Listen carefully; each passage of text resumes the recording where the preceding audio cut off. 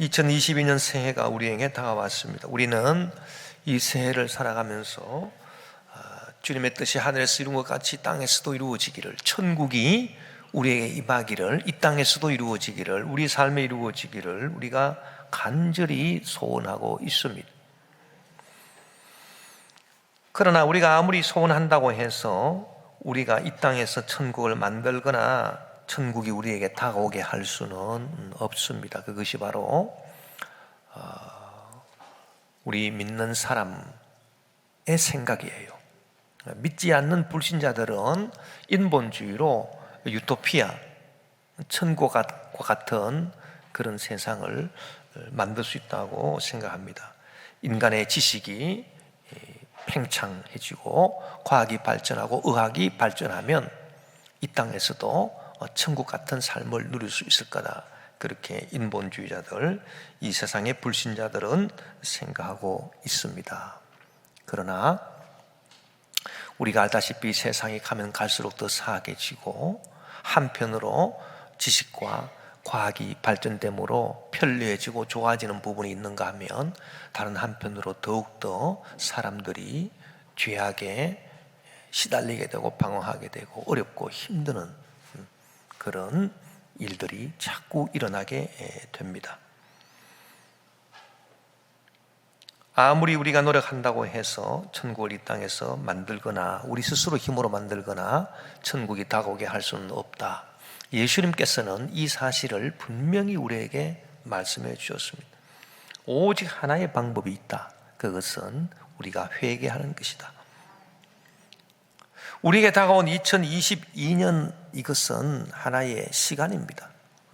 이 시간은 생겼다가 없어지고 나타났다가 사라지는 허무한 것이지만, 특별히 저와 여러분 하나님을 믿는 성도들에게 있어서는 이 시간은 하나님의 위대한 선물인 것을 우리가 먼저 알아야 되겠습니다. 왜냐하면 시간이 어떻게 선물이 될 수 있느냐? 그것은 시간은 기회가 되기 때문인 것입니다. 실패한 사람, 이제 성공할 수 있는 기회가 되고, 또 성공한 사람은 자만하지 않고 더욱더 크게 성공할 수 있는 기회가 되고, 병든 사람은 이제 건강해질 수 있는 기회가 될 수 있고, 또 저주의 문제로 시달리는 사람은 이 저주의 문제를 해결하고 형통과 축복으로 나아갈 수 있는 기회가 되는 것이 바로 시간이에요. 우리가 어떤 일을 다하게 되면 시간을 좀 버려야 되겠구나, 그렇게 말하지 않습니까? 기회를 얻어야 되겠다, 이제 그 말이겠죠. 하나님께서 우리에게 주신 2022년은 시간입니다. 그런데 이 시간은 우리에게 위대한 선물이 될 겁니다. 왜냐하면 하나님은 우리에게 기회를 주시기 때문인 것입니다. 이 시간을 통해서 기회를 주시기 때문인 것입니다. 오늘 예수님께서는 저와 여러분에게 선포해서 말씀하십니다. 너희들에게 주어진 이 시간을 기회로 잘 활용하는데 무엇보다도 회개의 기회로 삼아라. 오늘 본문 마태복음 4장 17절에 보니, 이때부터 예수께서 비로소 전파하여 이르시되 회개하라, 천국이 가까이 왔느니라. 할렐루야. 우리가 해야 될 것은 이 시간을 회개의 기회로 삼아서 우리가 회개를 잘하면 돼요. 그러면 우리 할 일은 끝나는 것이고, 천국은 자기 스스로 우리에게 다가옵니다. 우리가 만들거나 우리가 천국을 다가오게 하려고 애쓴다고 해서 되는 것이 아니고, 우리가 예수님 말씀대로 회개를 잘하면, 회개하면 천국은 자기 발로 걸어서 우리에게 자기 스스로 다가오게 되어 있습니다. 하나님은 좋으신 하나님이십니다. 왜 좋으신 하나님이시냐 하면, 항상 우리에게 시간을 주셔서 기회를 주시고 다시 일어날 수 있는 축복을 주시기 때문인 것입니다. 하나님께서 우리에게 축복을 주시고 우리에게 병고침을 주시기에 앞서서 이 시간을 주셔요. 기회를 주셔요. 그래서 이 기회를 통해서 우리는 회개하고 천국을 체험할 수 있게 해주십니다. 이것이 하나님의 크신 은혜요 사랑이다라고 하는 것을 우리가 알고, 우리는 이 시간의 기회를 잘 타서 우리가 오늘 주님 말씀대로 참된 회개를 할 수 있어야 되겠습니다. 요한계시록을 보면 사도 요한이 성령의 감동하심을 받아서 소아시아 7교회 가운데 두아디라 교회의 사자에게 편지를 했는데 다음과 같이 썼습니다. 요한계시록 2장 19절 21절에 보니 내가 내 사업과 사랑과 믿음과 섬김과 인내를 아노니 내 나중 행위가 처음 것보다 많도다. 아주 칭찬을 했어요. 너의 사업, 사랑, 믿음, 섬김, 인내가 참 그 행위가 참 좋다. 그래서 열심히 일하는 너의 행위가 처음 것보다 나중이 더 많다. 그렇게 칭찬을 하시고, 그 다음에는 책망을 하셨는데, 그러나 내게 책망할 일이 있노라. 자칭 선지자라 하는 여자 이세벨을 내가 용납함이니 그가 내 종들을 가르쳐 꿰어 행음하게 하고 우상의 제물을 먹게 하는도다. 21절, 또 내가 그에게 회개할 기회를 주었으되 자기의 음행을 회개하고자 하지 아니하는도다. 그렇게 말씀하셨습니다. 그래서 하나님께서는 항상 우리에게 이 회개할 기회를 주시는데, 회개할 기회를 잘 타서 회개하는 사람은 천국을 체험하는 축복을 받지만, 회개할 기회를 주어도 그 기회를 잘 활용하지 못하는 사람, 회개하지 않는 사람은 멸망으로 떨어지겠죠. 예수님께서 십자가에 못 박히실 때 두 강도가 함께 십자가에 못 박혔습니다. 그 중에 한 강도는 하나님이 주신 그 시간, 십자가 위에서 죽어가는 그 시간, 그 기회를 잘 활용해서 회개를 했습니다. 예수님을 보고 고백했습니다. 우리가 행한 것은, 나와 저 강도 우리가 행한 것은 죄뿐이지만 당신이 행한 것은 죄가 하나도 없습니다. 다 의로운 행위입니다. 그러면서 예수님께 회개하며 간청했습니다. 주여, 예수여, 당신의 나라 임하실 때 나를 기억하소서. 그때 이제 공동체에서 나온 그 찬양이 하나 있는데, Jesus remember me when you come into your kingdom. Jesus remember me when you come into your kingdom. Jesus remember me when you come into your kingdom. Jesus remember me when you come into your kingdom. Jesus remember me when you come into your kingdom. 주여, 당신의 나라 임하실 때 나를 기억하소서. 예수님께서 그 강도에게 뭐라고 말씀했습니까? 내가 진실로 너에게 이르노니 오늘 저녁 너가 나와 함께 낙원에 있으리라. 그렇게 말씀하셨어요. 그러나 나머지 한 강도는 그 회개할 기회를 잘 활용하지 못했습니다. 회개하지 않고 오히려 예수님을 욕하고 원망하며 그러다가 죽어서 지옥으로 떨어져 버리고 말았습니다. 여러분, 2021년도가 시간으로 우리에게 주어졌다라고 하는 것은 기회로 주어진 것인데, 무엇보다 첫 번째 기회는 회개의 기회입니다.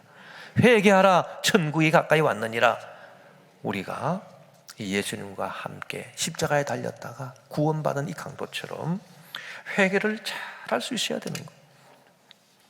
영적으로 둔감한 사람은 회개할 기회를 하나님이 주신다 해도 그 기회를 발견하지 못합니다. 성경에 보니까 바로 에서와 같은 사람이에요. 이삭의 장남 에서, 이 사람은 육신의 정욕으로 사는 사람입니다. 그래서 그 부모 이삭과 리브가가 걱정했습니다. 뭘 걱정했느냐? 이 에서는 나중에 이방 여인과 결혼을 하게 되는 거예요. 영적으로 둔감한 육의 사람이었습니다. 이 에서가 망령된 일을 행했죠. 영적으로 둔감해서 팥죽 한 그릇에 장자의 명분을 자기 동생 야곱에게 팔아버리고 말았습니다. 히브리서 12장 16절 17절에 보니 음행하는 자와 혹 한 그릇 음식을 위하여 장자의 명분을 판 에서와 같이 망령된 자가 없도록 살피라. 너희가 아는 바와 같이 그가 그 후에 축복을 이어받으려고 눈물을 흘리며 구하되 버린 바가 되어 회개할 기회를 얻지 못하였느니라. 영적으로 둔감해서 망령된 일을 하니까 자기가 회개할 수 있는 기회가 다가와도 이 기회를 놓치고 마는 겁니다. 그래서 그가 나중에 야곱에게 축복을 다 뺏기고 난 다음 아버지 이삭에게 와서 눈물을 흘리며 자기를 축복해 달라고 했지만은 때가 늦어버리고 말았습니다. 그래서 우리는 영적으로 둔감한 에서 같은 육의 사람이 되지 말고 항상 영적으로 깨어 있어서 오늘 주님 말씀대로 참된 회개를 통해서 천국을 체험하는 마귀 역사는 한 길로 올려다가 7길로 물러가고 천국의 역사가 저와 여러분 삶 가운데 넘치도록 임하는 2022년이 되시기를 주의 이름으로 축원합니다. 그렇다면 천국이 우리에게 다가오게 하는 참된 회개는 무엇입니까? 오늘 저와 여러분은 이 참된 회개에 대해서, 천국이 우리에게 다가오게 하는 이 참된 회개에 대해서 알아보고자 하는 것입니다. 이 회개라고 하는 것을 우리가 헬라 원어로 보면 메타노이아라고 하는 말인데, 이 메타노이아라고 하는 말은 뭐 눈물을 흘리며 통곡한다 그런 말도 아니고, 감정에 복받쳐서 감정적으로 회개한다 그런 말도 아니고, 생각을 돌이킨다는 의미입니다. 생각을 돌이킨다. 잘못된 생각을 돌이키는 것, 이것이 회개라는 거예요. 이 돌이킨다라고 할 때 어디에서 내 생각이 잘못되었을까?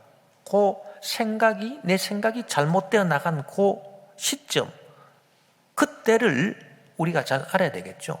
그래서 그때를 기억하고 그 순간을 기억해내고, 여기서 내가 잘못됐구나, 내 생각이 잘못됐구나. 그래서 그때 돌이켜야 되는 거예요. 어디서 떨어졌는가를, 내 생각이 어디서 잘못되어서 떨어졌는가, 그것을 생각해 보고 회개해야 합니다. 요한계시록에 보면 에베소 교회 사자에게 성령이 사도 요한을 통해 편지하실 때 뭐라고 했냐면 칭찬을 많이 했습니다. 너의 행위가 수고가 인내가 있었고 악한 자들을 용납하지 아니했고 자칭 사도로 하는 그런 사람들, 그러나 사실은 참된 사도가 아닌 그런 자들을 너가 잘 시험해서 그의 거짓된 것을 드러낸 진리도 있었고, 또 주님의 영광을 위해서, 주님의 이름을 위해서 참고 견디고 인내하고 게으르지 아니하고 열심히 일한 충성이 있었다. 그렇게 에베소 교회를 칭찬하고 있습니다. 그러나 책망할 것이 있다 그랬습니다. 요한계시록 2장 4절 5절에 보니 그러나 너를 책망할 것이 있나니 너의 처음 사랑을 버렸느니라. 그러므로 어디서 떨어졌는지를 생각하고 회개하여 처음 행위를 가지라. 만일 그리하지 아니하고 회개하지 아니하면 내가 내게 가서 내 촛대를 그 자리에서 옮기리라. 그렇게 말씀했습니다. 그래서 메타노이아, 생각을 돌이키는 건데, 어디에서부터 이 생각이 잘못돼서 떨어져 가지고 죄를 범하게 되었는가. 그래서 어디서 떨어졌는지를 생각하고 회개하라. 그런데 이 어디서 떨어졌는지가 연결되는 게 처음 사랑을 버렸다.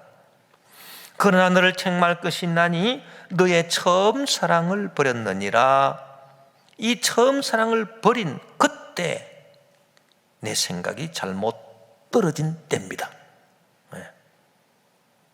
그게 바로 그 시점이 내가 하나님에 대한 처음 사랑을 저버린 그때가 내 생각이 잘못되어서 빗나가고 타락으로 떨어진 그때예요. 그래서 우리가 이 요한계시록 2장 4절 5절 말씀을 보면 회개하는 것은 어디서 떨어졌는지를 잘 알아야 하는 것인데 주님에 대한 처음 사랑을 저버린 때가 내 생각이 잘못돼서 떨어진 때구나 라고 하는 것을 알 수가 있습니다. 그러면 우리가 주님에 대한 처음 사랑을 언제 저버렸느냐, 그리고 언제부터 그렇게 내 생각이 잘못 떨어지게 되었는가, 이 물음을 우리가 점점 이렇게 물어보면 점점 거슬러 올라가요. 거슬러 올라가서 어디까지 올라가느냐, 에덴 낙원 선악과 사건까지 올라갑니다. 우리 조상 아담 하와가 하나님에 대한 처음 사랑을 저버렸습니다. 우리 조상 아담 하와가요, 하나님의 형상과 모양으로 지음받고 하나님이 만드신 에덴 낙원에, 상함도 해함도 없는, 부족함이 없는 에덴 낙원에 살았을 때, 그때 하나님에 대한 사랑이 있었죠. 처음 사랑이었습니다. 그런데 마귀의 유혹을 받아서 하나님이 금하신 선악과를 따서 먹고 하나님의 법을 자신들의 법, 육신의 정욕, 안목의 정욕, 이생의 자랑으로 바꾸어 버렸습니다. 그때 처음 사랑을 저버리고 그 생각이 잘못 떨어지게 된 겁니다. 선악과를 바라보니까 먹음직스럽다, 육신의 정욕입니다. 보암직스럽다, 안목의 정욕입니다. 지혜롭게 할 만큼 탐스럽기도 하다, 이생의 자랑입니다. 그래서 육신의 정욕, 안목의 정욕, 이생의 자랑을 쫓아서 자기 생각, 자기 판단, 자기 감정을 자기들 인생의 법으로 삼았다는 거예요. 그전에는 하나님을 사랑해서 하나님이 말씀하신 법을 자기들 인생의 법으로 삼았는데, 이제는 처음 사랑을 저버리고 하나님의 법을 자기들 인생에서 몰아내고, 그리고 자기들 생각, 자기들 판단, 자기들의 감정, 인본주의입니다. 인본주의 사상으로, 육신의 정욕, 안목의 정욕, 이생의 자랑으로 자기들의 법을, 자기들 인생을 주장하는 법으로 세웠다. 이것이 바로 처음 사랑을 저버린 것이고, 생각이, 사상이 잘못돼서 떨어진 그때입니다. 우리는 다시 하나님의 법을 사랑하고 사모하면서 내 인생의 법으로 다시 세워야 되는 거예요. 이게 참된 회개예요. 이 죄는 원죄입니다. 원죄. 여러분, 이 죄를 회개해야 되는데, 이 죄는 두 가지 종류가 있어요. 원죄가 있고 자범죄가 있다. 원죄는 무슨 죄냐? 에덴 낙원에서 아담 하와가 선악과를 따서 먹고 저지른 죄가 원죄고, 자범죄는 뭐냐 하면은 에덴 낙원 이후에 수천 년 후에 하나님께서 모세를 통해서 이스라엘 민족들에게 십계명과 그에 따른 율법 613개의 율법을 주셨습니다. 그 율법을 어긴 죄가 자범죄예요. 그런데 이 원죄는 우리가 태어날 때 가지고 태어나는 거예요. 이 원죄가 얼마나 중요한 죄인지 몰라요. 심각한 죄예요.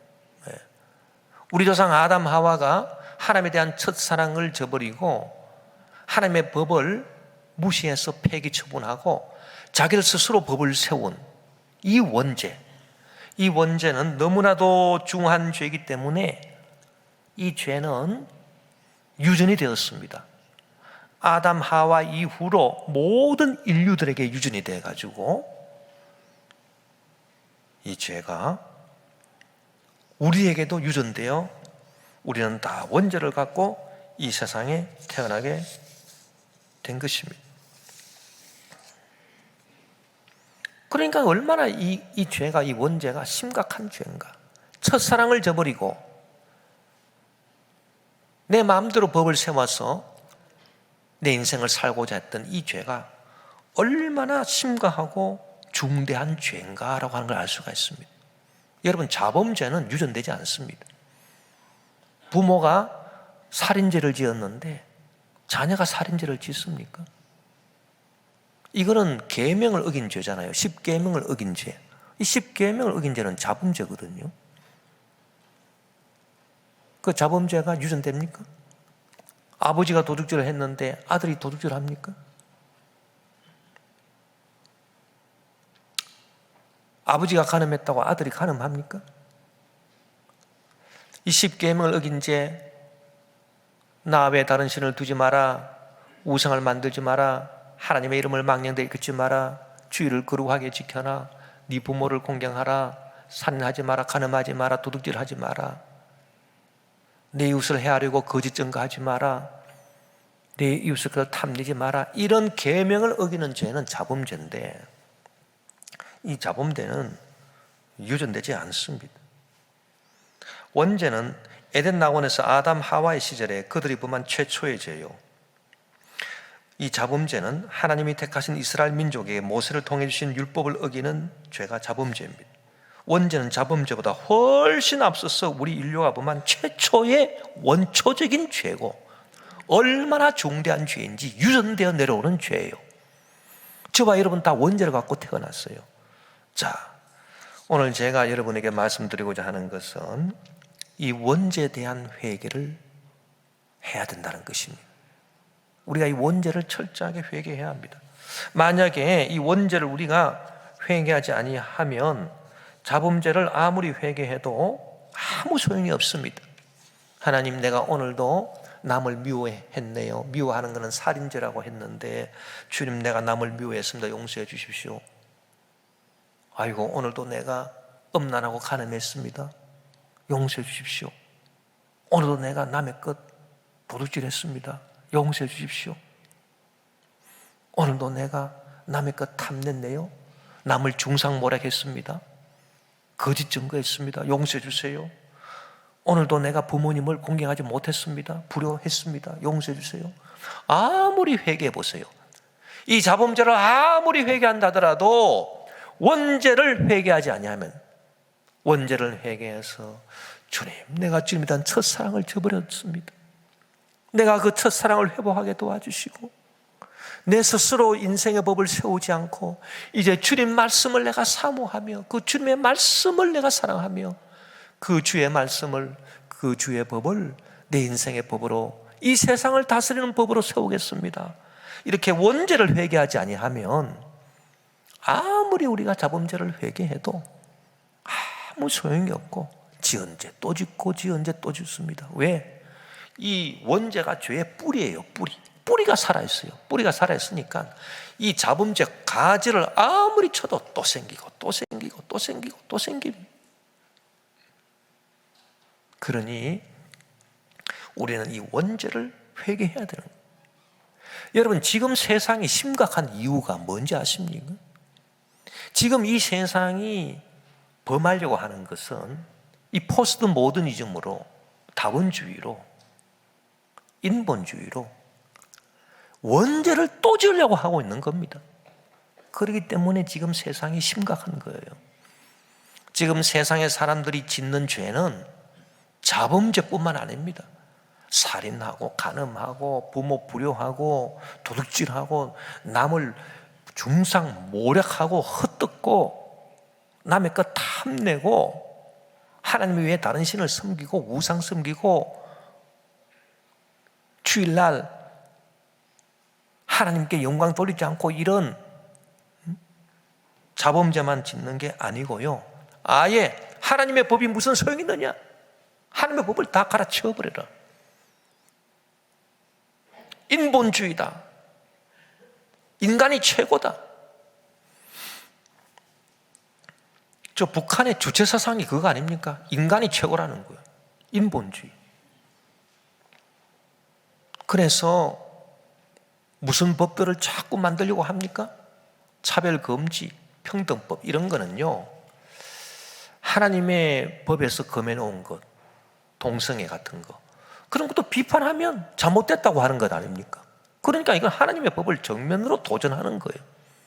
이거는 우리가 동성애자들을 미워하는 게 아닙니다. 불쌍히 여깁니다. 그들을 위해서 기도합니다. 그런데 이 동성애 같은 것을 비판하지 못하도록 법을 만든다라고 하는 것은, 이것은 뭐 자범죄를 짓는 수준이 아닙니다. 이거는 원죄예요, 원죄. 하나님의 법 자체를 무시해버리고 인본주의로 세우겠다는 겁니다. 그렇기 때문에 심각한 거죠. 젠더 이데올로기로 남성, 여성, 하나님이 만드셨습니다. 하나님이 사람을 창조하시되 남자와 여자로 만드셨다 했는데 왜 남자도 아니고 여자도 아니고 제3의 성이 왜 나옵니까? 그건 다 뭐 하나님 법을 어기는 정도가 아니고 하나님의 법 자체를 없애버리고 인간이 법을 만들겠다는 겁니다. 세상을 지배하고 인생을 지배하고 다스리는 법을 인간 스스로가 만들겠다는 거예요.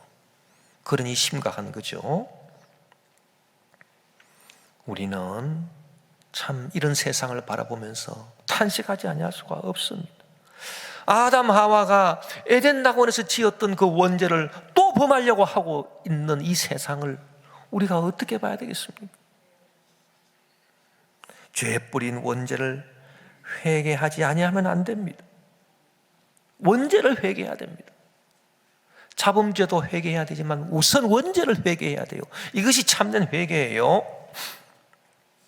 그러면 이 참된 회개, 원죄에 대한 회개는 어떻게 이루어지느냐? 이것은 조목조목 죄를 회개하는 것이 아니고, 조목조목 죄를 회개하는 것은 계명을 어긴 것을 조목조목 회개하는 것은 이건 자범죄를 회개하는 것이고요. 이 원죄에 대한 회개는 다른 것이 아닙니다. 주님에 대한 원초적 사랑을 회복하는 것이에요. 주여, 내가 주를 사랑합니다. 다시 내가 주님을 사랑합니다. 주님을 사랑한다라고 하는 것은 주님의 법을 사랑합니다. 주님의 말씀을 사랑합니다라고 하는 것입니다. 생명의 성령의 법을 사랑합니다. 생명의 성령의 법이 죄와 사망의 법과 싸워 나를 해방시켰습니다. 내가 죄와 싸워 이겨서 해방된 것이 아니고 법이 법과 싸웠습니다.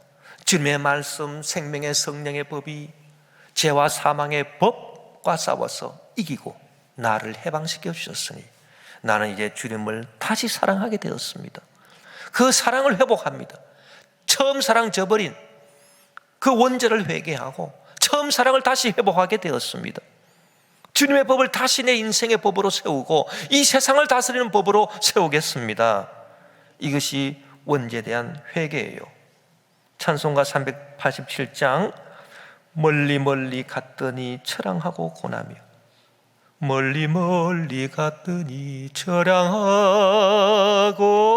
고나며 슬프고도 외로워 정처 없이 다니니 예수 예수 내 주여 지금 내게 오셔서 떠나가지 마시고 길이 함께 하소서. 여러분, 이 찬송, 이 사람이 자범죄를 회개한 거 노래한 거 아닙니다.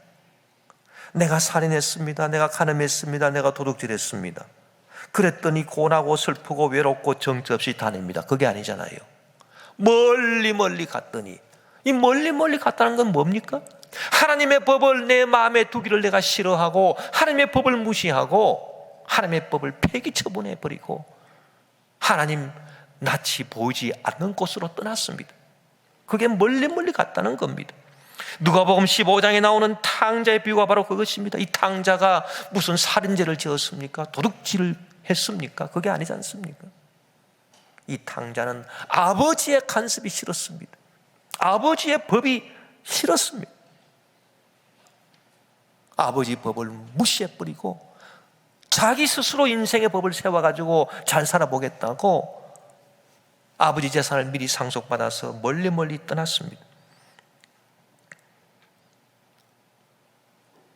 이 탕자가 다시 돌아오는 것, 이것은 아버지의 사랑 다시 회복하고 아버지 법을 다시 사랑하게 되고 다시 아버지께로 돌아오는 것입니다. 우리가 다윗이 회개한 것을 보면요, 다윗은 우리가 잘 알지 않습니까? 밧세바와 간음하고 그 밧세바 남편 우리야 자기 부하를 전쟁터 나가서 죽이는 살인죄, 아주 파렴치한 간음죄, 살인죄를 저질렀죠. 이것은 자범죄입니다. 계명을 어긴 죄예요. 그런데 다윗이 회개한 그 시편 51편 5절을 보면 내가 죄악 중에 출생하였으며 어머니가 죄 중에서 나를 잉태하였나이다. 이건 뭡니까? 이건 원죄입니다. 다윗은 시편 51편에서 자기가 지은 죄를 철저히 회개하면서 죄의 뿌리, 원죄, 어머니가 죄 중에서 나를 잉태했습니다, 아담 하와로부터 내려오는 그 원죄를 회개하고 있는 겁니다. 주님에 대한 사랑을 다시 회복하고 원초적인 그 사랑, 처음 사랑을 다시 회복하고 주님의 법을 다시 내가 세우겠습니다라고 하는 그 원죄를 회개하는 이 다윗의 모습. 다윗은 살인죄만 회개한 것, 간음죄만 회개한 것이 아니라 원초적으로 이 원죄를 회개하고 있는 거예요.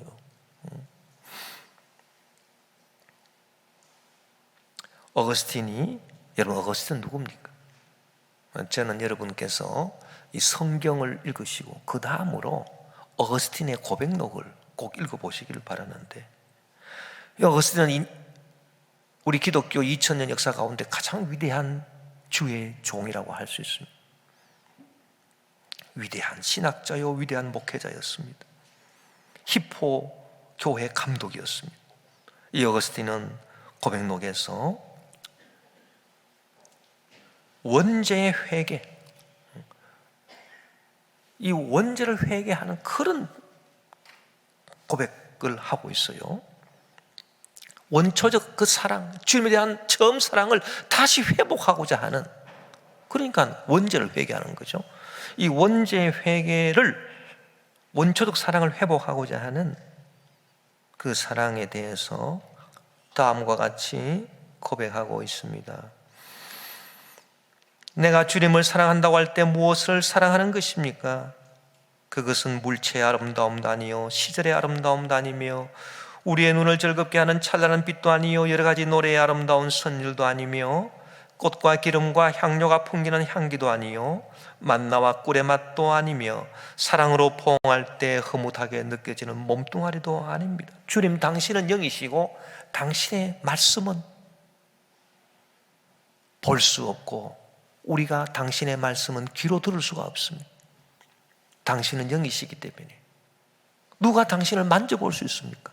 누가 당신의 향기를 맡을 수 있습니까? 누가 당신의 몸을 포옹할 수가 있겠습니까? 당신은 영이시니 우리가 그렇게 할 수 없습니다. 그러니 내가 주님 당신을 사랑한다고 할 때 어떤 물체의 아름다움을 사랑하는 것도 아니고 시절의 아름다움도 아니고 내 눈을 즐겁게 하는 어떤 찬란한 빛도 아니고 내 귀를 즐겁게 하는 여러 가지 노래의 아름다운 선율도 아닙니다. 꽃과 기름과 향료가 풍기는 향기도 아닙니다. 만나와 꿀의 단맛도 아닙니다. 안아서 포옹할 때 흐뭇하게 느껴지는 몸뚱아리도 아닙니다. 그러면 내가 주님을, 당신을 사랑한다고 할 때 무엇을 사랑하는 것입니까? 그러나 하나님, 당신은 나에게 어떤 공간에 의해서도 제한되지 않는 빛을 내 영혼에 비춰주시고 내 영혼에 햇빛빛이니 주 영광 찬란해. 이 빛은 공간이 제한할 수 없다. 이 세상의 빛은 공간이 제한합니다. 이 전등 불빛은 우리 교회 공간 안에만 있는 거예요. 밖으로 나가지 못해요. 공간에 의해서 제한당하고 있습니다. 그러나 주님 당신은 어떤 공간에 의해서도 제한되지 않는 빛을 내 영혼에 비춰주시고, 또 우리가 귀로 듣는 아름다운 음악 선율은 시간이 지나가면 사라집니다. 시간이 빼앗아갑니다. 그러나 당신은 나에게 시간이 빼앗아가지 못하는 아름다운 선율을 내 영혼 속에 늘 들려주십니다. 내 영혼의 그 깊은 곳에 맑은 가락이 울려나네, 그런 말이겠죠. 그리고 당신은 바람이 불어 흩어지지 않는 향기를 늘 내 영혼에 풍겨주십니다. 이 세상의 향기는 바람이 불면 흩어져서 사라지지만, 그러나 당신이 풍기는 향기는 바람이 불어도 흩어지지 아니하는 향기를 늘 내 영혼에 풍겨주시고, 이 세상의 양식은 먹으면 없어집니다. 그러나 아무리 먹어도 없어지지 아니하는 말씀의 영혼의 양식을 나에게 늘 공급해 주시고, 이 세상의 포옹이라고 하는 것은 안아서, 몸뚱아리를 안아서 허무하면 이제 만족하면 이제 풀어야 되겠죠. 만족한데도 계속 이렇게 껴안고 있을 수는 없어요. 그럼 고통이 됩니다. 그러나 당신은 내가 아무리 만족해도 떨어지지 아니하는 포옹을 늘 나에게 해 주십니다. 오 주님, 내가 당신을 사랑한다고 할 때 나는 이런 것들을 사랑하고 있는 것입니다. 그렇게 어거스틴이 하나님에 대한 이 첫사랑의 회복을 고백하고 있어요. 그러면서 이 첫사랑의 회복을 어떻게 고백하느냐, 그렇게도 오래되셨지만 그렇게도 새로운 아름다움이 되시는 당신을 나는 너무 늦게서야 사랑하게 되었습니다.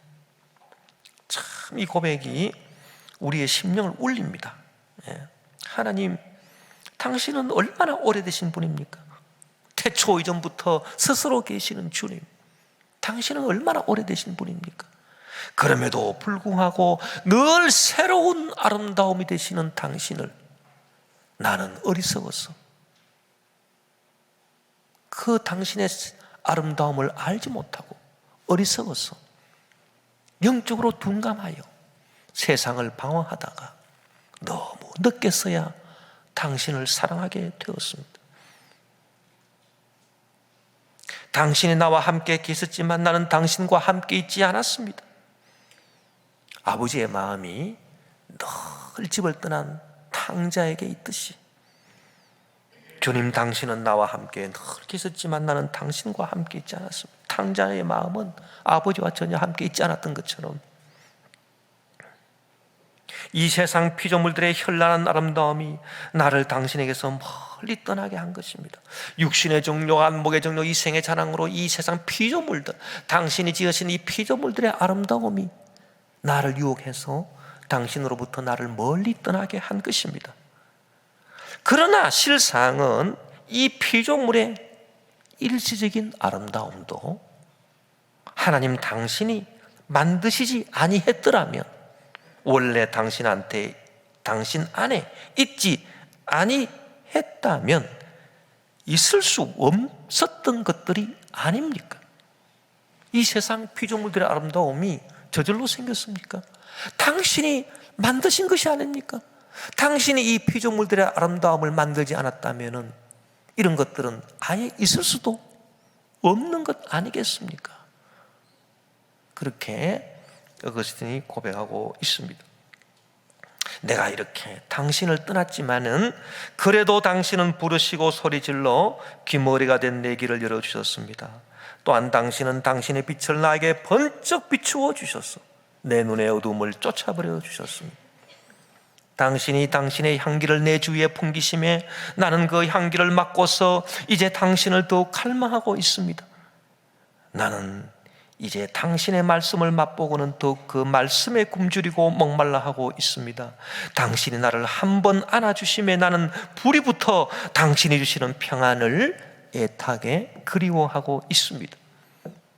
이런 고백을 통해서 어거스틴은 주님에 대한 첫사랑을 회복하고 원죄에 대한 회개를 하고 다시 주님께로 돌아와서 주님의 법을 자기 인생의 법으로 세우는 모습을 보여주고 있는 것입니다. 여러분, 이처럼 원죄를 회개한 사람은 어떤 축복을 받게 될까요? 주님이 날 사랑하시고 내가 주님 사랑하는 사랑이 회복되겠죠. 여러분, 사랑이 회복되면 모든 것이 다 회복됩니다.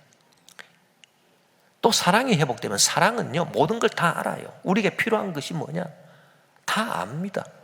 그렇기 때문에 조목조목 구할 필요가 없어요. 우리가 원죄와 이 자범죄, 이 차이, 이것이 사랑과 또 조목조목 구하는 것하고 차이에서도 나타납니다. 이 자범죄는 조목조목 회개하는 거잖아요. 그러니까 이 자범죄 수준에서는 우리가 조목조목 회개를 해야 되는 거고, 하나님께 구하는 것도 조목조목 구하는 거예요. 주님 뭐 이걸 주세요, 저걸 주세요, 먹을 걸 주세요, 마실 거를 주세요, 입을 거를 주세요. 그러나 이거는 자범죄를 회개한 수준이에요. 원죄를 회개하게 되면 사랑의 회복이에요. 이 사랑의 회복은 조목조목 구할 거 없어요. 구하기 전에 다 주님 사랑으로 아세요. 채워주셔요.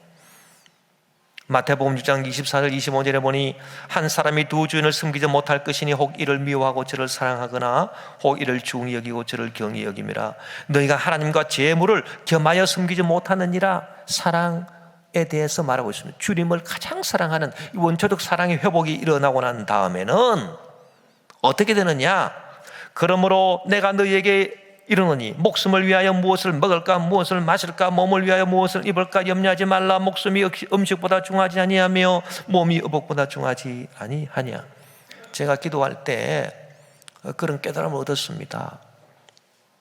어떤 날은 기도할 때 주님 뭐 이것을 주십시오, 저것을 해 주십시오, 뭐 우리 교회를 어떻게 해 주십시오, 어떻게 해 주십시오, 어떻게 해 주십시오, 어떻게 해 주십시오, 하나하나 미주알 고주알 구하듯이 그렇게 구합니다. 그런데 어떤 날은 하나님께서 딱 나에 대한 사랑을 주시고 내가 주님을 사랑하고 주님이 나를 사랑합니다. 이 원초적 회개예요.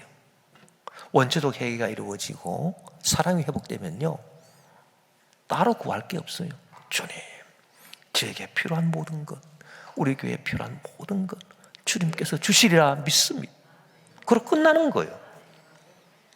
마태복음 6장 30절 34절에 보니 오늘 있다가 내일 아궁이에 던져지는 들풀도 하나님이 이렇게 입히시거든 하물며 너희일까 보냐. 믿음이 작은 자들아, 그러므로 염려하여 이르기를 무엇을 먹을까 무엇을 마실까 무엇을 입을까 하지 말라. 이는 다 이방인들이 구하는 것이라. 너희 하늘아버지께서 이 모든 것이 너희에게 있어야 할 줄을 아시느니라. 그런즉 너희는 먼저 그의 나라와 그의 의를 구하라. 그리하면 이 모든 것을 너희에게 더하시리라. 그러므로 내일 일을 위하여 염려하지 말라. 내일 일은 내일이 염려할 것이요 한날의 괴로움은 그날로 족하니라. 이 말씀은 여기 나오는 이방인은요 하나님을 믿지 않는 사람이 아닙니다. 하나님을 믿지만 원죄가 아직 회개되지 않은 사람 말합니다. 그래서 조목조목 구하는 사람들이에요. 무엇을 먹을까 마실까 입을까 이것 저것. 그러나 주님 사랑하는 자들, 주님 사랑을 회복한 사람들, 원초적인 회개가 된 사람, 하나님이 그들을 사랑하시니 그들에게 필요한 게 무엇인지 하나님 다 아시니까 중언부언 무엇을 먹을까 마실까 입을까 일일이 조목조목 구할 필요가 없다 그 말입니다. 너희는 먼저 그의 나라와 그의 의를 구하라. 그러면 이 모든 것을 너에게 더하시라. 먼저 그의 나라와 그의 의를 구한다. 무엇입니까? 원죄를 회개하라 그 말입니다. 주님 사랑을 회복하라 그 말입니다. 주님의 법을 세상을 다스리는 법으로 세우기를 원해라. 먼저 그의 나라와 그의 의를 구하라 그 말입니다. 그의 나라를 구하라. 주님의 법을 우리 대한민국을 다스리는 법으로 세우기를 원하라. 뭐 우리가 정치 관여하겠다는 거 아닙니다. 그러나 적어도 주님 법 아래서 이 세상의 법이 다 이루어져야 돼요. 사랑의 법이 이루어져야 돼요. 주님의 법 아래서 내 인생을 다스리는 법이 이루어져요. 먼저 그의 나라와 그의 의를 구하라 그 말이에요. 이렇게 우리가 원초적 회개를 하고 주님 사랑을 회복하면 모든 것을 너에게 더하시리라. 조목조목 구할 필요가 없어요. 내일 일을 위해서 염려하지도 마라. 내일은 내일이 염려할 것이고 한날 괴로우면 그날로 족하다. 여러분, 2022년이 이와 같은 천국의 역사가 임하기를 바랍니다. 우리가 진정으로 원초적 원죄를 회개하고 또 자본죄도 회개하고 주님 앞에 나아가면 이와 같은 천국의 역사가 2022년 하루하루 매일매일 저와 여러분의 삶 가운데 임하실 줄 믿습니다.